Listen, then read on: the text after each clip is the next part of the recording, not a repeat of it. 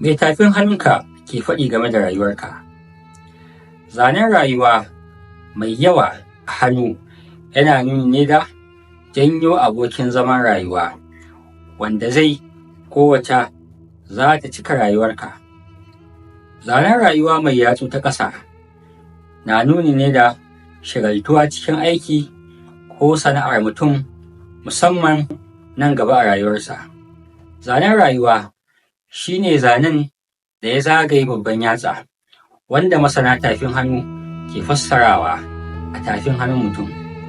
Zanen rayuwa manuniya ce ga wasu manyan al'amura da ka iya faruwa a rayuwar mutum. Tsarin zanen rayuwar hannun mutum yana ba da labarin lafiya da ƙarfin jikin mutum tsawon rayuwarsa. In waɗannan tsarin zanen rayuwar da na kawo ba su yi daidai da naka ba, to kar ka damu.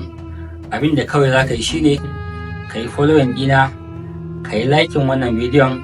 Zan kawo maka zanen tafin hannu daban-daban da kuma bayanai a kansu, kamar su zanen kai, zanen zuciya, zanen ƙaddara, zanen aure, zanen tafiya, zanen lafiya, zanen arziki da dai sauransu.